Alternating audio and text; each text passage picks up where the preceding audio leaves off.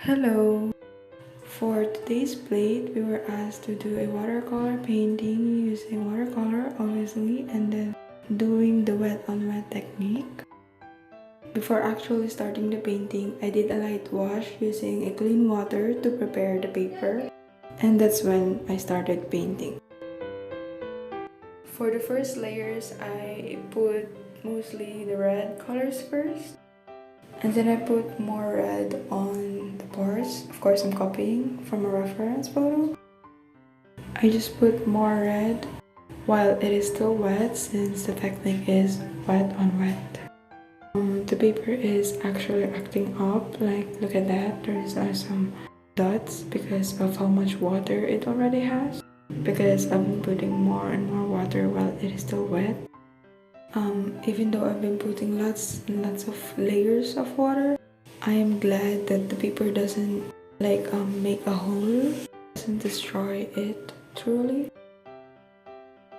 This part is when I decided to put the greens, and then I added more red because while the paint is drying, it actually lightens. I mean, when the paint is dry, it removes the vibrancy of the color. That's why we put lots of layers.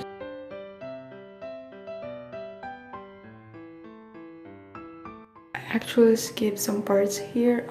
At this part, first layer is not really wet anymore, but it is slightly wet, so it is still wet on wet.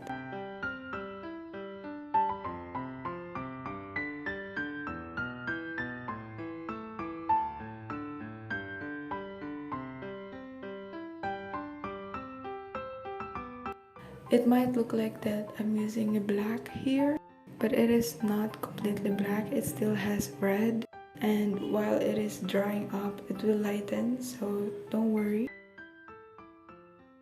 I think doing wet on wet technique is actually hard or difficult, because when you do this technique, you can't really do that much details since the paints are mixing because they are wet. Although I enjoy painting this. To make some edges smooth, not look like a broccoli effect, to make the first and second layer completely dry before putting more. But doing that it doesn't make it not wet on wet anymore, because even though I dried it up, for putting more paint is that I put the water on some areas first. Example, like the apple, like I only put the water on the apple so that the paint is not going to bleed through the other parts, like the chili. I'm sorry for not explaining it good, but I hope you get my point. So yeah, I was having a hard time putting on details, especially with the small parts. That is why I decided to do the technique again, that is to only put water on a certain part that I want the paint to flow.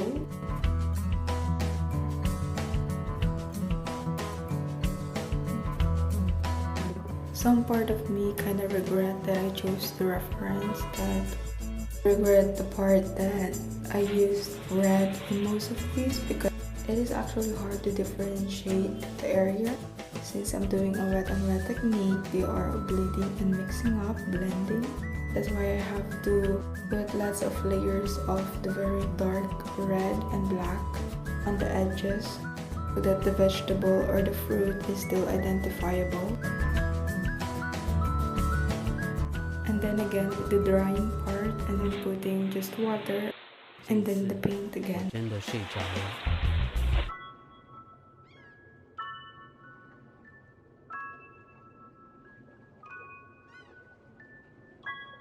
And doing the same process again, layering so that I can achieve the color that's same with the reference photo.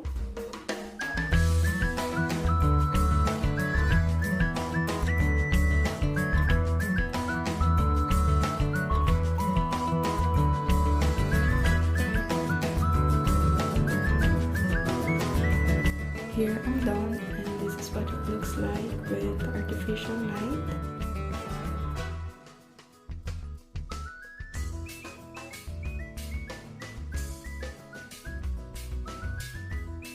And here is with the natural lighting.